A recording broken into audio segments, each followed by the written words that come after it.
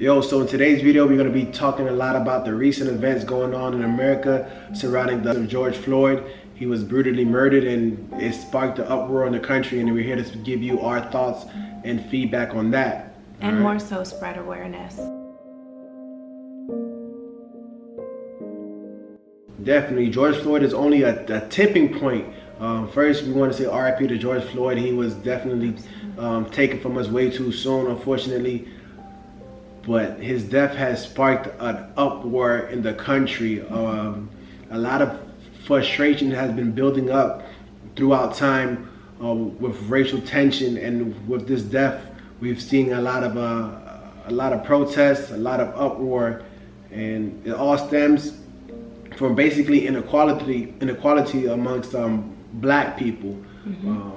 In the video that you saw that's getting a lot of attention, you can see a prime demonstration of just one of the results of the inequality that black people face, which is police brutality. I'm not saying all cops are bad. I'm a fan of police when they're necessary. My uncle is a cop. They're here to protect and serve and uphold the law and keep our community safe, and we appreciate the jobs that they do. However, often the cops don't do their job in the most respectful way. Oftentimes they disrespect the citizens and the people that they come in contact with because they have a badge. They feel like they can disrespect people, and that oftentimes doesn't go well with the people who they're disrespecting. So you see a lot of problems with that. And since they're a cop, you can't just slap a cop in the face. You mean you're gonna go to jail? You might get shot. But the way the cops antagonize people, the way they disrespect people, it's oftentimes gonna go bad. As parents, black people often have to train their kids in how to handle themselves in police interactions. I know my mother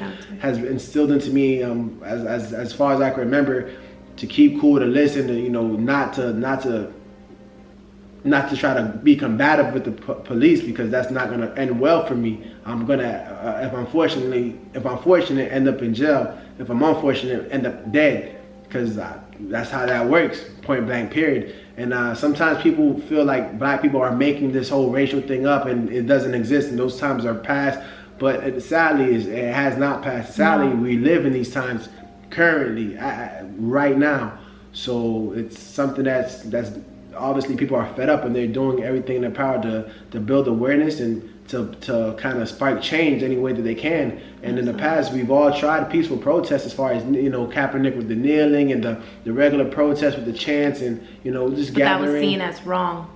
I mean, it was peaceful, but at the same time ineffective. And now things have taken a turn for a little bit more of a violent direction, with the looting and the rioting and a little bit more of the violence you see on the news.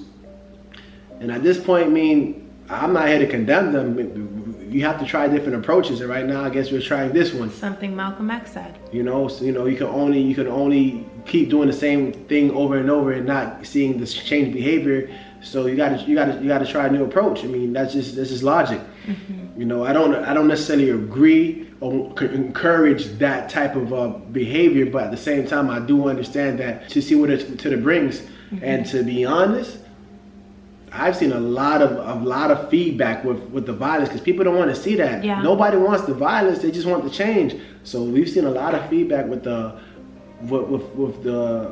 people about speaking up and standing with them. Absolutely. And we see corporate emails going out saying anti-racism. Right. We're not supporting racism. And I don't know if it's a chain effect. I don't know if they're speaking out because they don't want to lose the business, or they're trying to support the people within their organization. Whatever it is, we appreciate the support, because at the end of the day, we can't fight this fight alone. It's so beautiful to see the videos of others that are not of color, standing up and saying enough is enough. Everybody needs to be treated equally. And that brings me to my next point, as far as what the protest is about. Sure, George Floyd, he got murdered, unfortunately, on video, which was a disturbing video and a terrible tragedy. But that's just as an example of the inequality we face in the society. So that's what the goal of the protest is to accomplish, is equality amongst all races in the country. Because right now, the black people, we don't really have equal opportunity. People don't understand. They think this is is not real, but it's a real thing that black people go through. Yeah. We are automatically judged by the color of our skin. I don't have to say anything to anybody or do anything to anybody. You don't have to know where I came from, whether or not they were raised in America or not. We are judged by our skin tone. That's just that simple. And we want to fix that, because that just builds a whole other pot of issues with the racial inequality and systematic racism. And this is something that we want to fix, to just have an equal opportunity. Absolutely. I'm not saying that they're asking for handouts, or the goal is to have handouts. They just want the equal playing field without having the cards stacked against us solely based on the color of my skin. If I'm a bad person, I do bad things, I get that. But it's not even that. It's just cause I'm dark. And it's just that simple. All they see is the melanin, the pigmentation of your skin. If they see that, you're automatically written off. Oftentimes, and I'm not saying everybody's like that. I'm not saying the entire United States is full of racism. No. But there is a lot of racist things that goes on, and there's a lot of systematic racism that just the system is built on it, so it's even hard to get away from it. Even though there might be some good people in the politics. No, there are. I had great encounters and I've had bad encounters. I'm not here to say that white people are racist. I don't think all of them are, but like we're talking about, the police brutality and how that needs to stop, and how there are good cops and there are bad cops, there are also people that are staying silent about it. And maybe, honestly, that's a clear indication that you side with racism. If you're not standing up and being vocal about how everyone needs to be treated equal, then what do you believe in? If you're not affected directly by racism, because of your skin color, you're just exempt from that. That's cool, but it's not. It's not cool. If you don't stand up with anti-racism, you're part of the problem. Even though you may not be directly affected, your voice needs to be heard, and you need to take a position and say, I don't stand for this. This is not right. It may be uncomfortable, but it's something that's necessary to be done for we all can come together and people can realize that it's something that's unacceptable in today's society. It's been so long. It's been so long that we've been having to go through this tragedy, really, because it's something that's just sad. It's something that's sad. But something I do want to say, it is so beautiful to see, everyone. It doesn't matter where you come from, what your race is. It's so beautiful to see everybody come together and support, protesting and standing up, whether you're on social media speaking out. Billie Eilish, she has a huge platform. She's been saying things. There's so many people that have been speaking up, and I think that's beautiful, and that's exactly what we need in order to be heard. Exactly. As black people, I don't know how to say this exactly, but we got the most drip. We got the most juice and sauce. It's just culture. The culture is so rich. The clothing, the music. Everything that's cool is coming from black people. And maybe I'm biased. We are definitely trendsetters. That's the word. Black people are trendsetters. And the society loves to monetize and to admire the trends that we set, the juice that we drip, the sauce that we stir. Like they love to see that stuff. They love to see us dance. They love to see us play sports. They love to see us, do concerts and all kinds of entertainment purposes. But at the same time, they're monetizing it. They're monetizing greatly off of our style. And at the same time, we can't even be treated with a fair shot in society. If we're not dancing and hooping, we're professionals. If I'm going to a regular job, the cards are stacked against me. But then when I'm on a court, then I'm okay. Then it's not cool. It's not cool. Mm-hmm. All right. Definitely, I wanted to bring that to attention because it's ironic. But the people that are standing up and that are saying something, again, we appreciate what you're doing. I think it's important to appreciate those who are speaking up. And we see you and we thank you. That is not going unnoticed at all. It's important to take a stand. It's important to take a stand and let your voice be heard and let your position be known. Mm-hmm. Let them know that this racism will not be tolerated at all. So anytime somebody's they may be racist. They'll think twice about showing their racist colors. They think twice about treating a black person unfairly. A cop will think twice before he takes a black man's life or disrespects a black man just because he's black. That's what's gonna happen. This is what all these events are building up to. They're gonna think twice before they do what they used to do, and that's the direction that's heading. And definitely, you know, the primary objective is to get justice for the cops that were accessories surrounding the murder of George Floyd. This wouldn't have all happened if they would have just taken them into custody, arrested them, and see for what it was. It was blatant murder. So I wanted to bring that into the light as far as inequality, because if I was standing around when one of my friends choked somebody to death and I didn't do anything to stop that, I'm not a lawyer, but I believe that's called an accessory to murder, and I'll be for sure I'll be sentenced to the full extent of the law. Right. They'll throw the book at me and I'm at least getting at least minimum 5 years. I'm not a lawyer again, but I can see it going that way without a doubt. Yep. But these guys are at home watching TV, having dinner, you know, and that's not cool. No. Nah, you can't do that. You can't just see a person get murdered and not do anything about it. Being a policeman, you know, if I was a regular citizen, I'd still be in trouble. But you being a policeman, nah, you can't stand for that. You gotta be punished. And that's another thing. You know, people don't get sentenced equally. The black people and white people, we do the same crime, we don't get the same punishment. And that's things that have to change. This is the systematic racism that I mentioned. This is the inequality that we're fighting to correct. We just want an even playing field. We don't want to be held more stringent laws than white people. Right. It doesn't make any sense. Yeah. Because with that stems a whole lot of other issues that I won't even get into. But I know Tasha wants to talk about voting. Yes, I think it's so important. I mean, this is something that my dad is very passionate about, and he's always, you know, encouraging my sister and I to, you know, vote. But now I've taken it upon myself, and I just want to share this with you. You know, a lot of it, America holds the responsibility to the president, and we're not maybe aware that we can we could drive change in our local cities and state. And how we do that is vote in for our local officials, and also our state officials like our governor, and even other officials in our local cities. So, you know, these are our judges.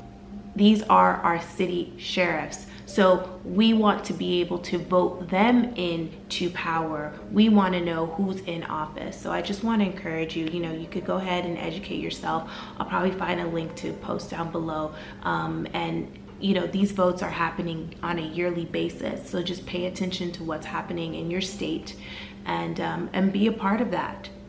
Oh, and as far as the looting and rioting, I know people are really offended and appalled by seeing that on the news and the mayhem. Well, I hope that racism also appalls you. I hope you're also offended by racism, all right? Because people are like, oh, these people are stealing Jordans and all kinds of whatever they're doing in these stores.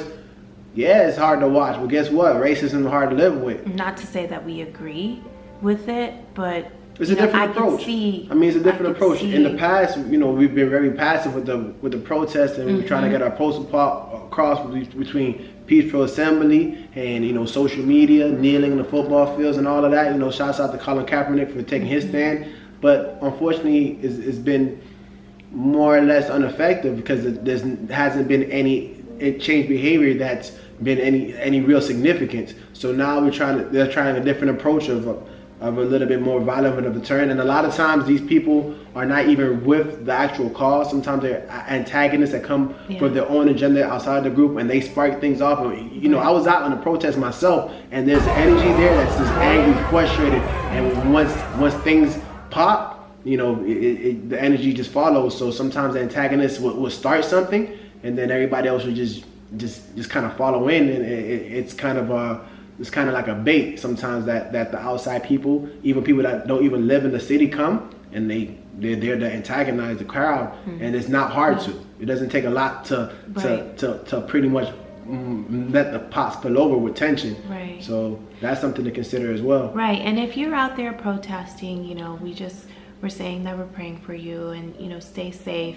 And I also have another link that I'll post down below with, if you are going out there and protesting, you want to make sure that you wear your proper gear and just be prepared. Yeah, real quick list. I just have some things on top of my mind because I went the other day and I had I just wanted to get myself ready, so I did a Google search. So I share with you what I found. Yes. Don't wear contacts in case you get anything in your eyes. The contact lens will hold it. So take out your contacts, put on your glasses if you can't see, and if you do have goggles, it's a good idea to bring goggles just in case any kind of tear gas or whatever. Also bring some water because you're going to be out there chanting, you're going to be thirsty, it's hot, you got to stay hydrated. You want to bring a face mask because the pandemic, coronavirus and all that. Washcloth. You want to go ahead and try to protect yourself. Yeah. And there's a lot of items on the list, and we'll make sure to list them down below for you guys. Yeah. Oh, we also definitely want to mention to support Black businesses. This is very important in order to kind of build the community up and build ourselves up and become more independent and try to break this racial inequality. We're going to need a strong economy within the Black community. So be sure to support Black businesses whenever possible. Yeah. Take that extra step and drive those extra blocks if it's something that's not so conveniently located down the street. Go to where they're at. Yeah. Even online, we're huge consumers, especially shopping online. It's now the way we prefer to shop. So finding those Black businesses to support is amazing. I just saw a tweet. Somebody said everybody's constantly asking for her website. She just told her followers to go ahead and support Black businesses right now because they need it, and that's so beautiful to see that support. So support your Black businesses, whether it's local or whether it's online. Definitely pour the resources into our own community. It's definitely important. And if you're not a big consumer, at least pour in your time, do some mentorship, do some volunteer work. Yeah. Let's get it going. Yeah, absolutely. So like I said, we're praying for you guys. We're praying for this country. This world needs love. I feel like love resolves all of this, to be honest. And we just wanted to spread some of that. You guys know we love you to the fullest extent. Every single one of you guys. It doesn't matter what your background is. We love you. That's genuine. And we hope that you can extend that love to others. Yes, absolutely. We love you. Extend the love to other people as well. It's very important.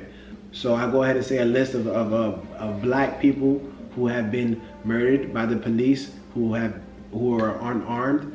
You got your most recent George Floyd, you Trayvon Martin, your Tamir Rice, Philando Castile, you got your Sean Bell. The list is super long. It's maybe not everybody's even on the list, but that's some recent ones that came to my mind off the top of my head. So yeah, it's sad. It's sad that we've been going through this for a long time. So hopefully with this protest, with this wave, hopefully we get a lot of change, because that's what we're looking forward to finally. Yeah, just think about that, okay? Yeah, absolutely. So if you're already not subscribed to the nation, man, go ahead and subscribe. Go ahead and comment below any other videos you want to see us do. All right, y'all stay safe, be blessed, stay positive. All right, and like that, we love you. Eat.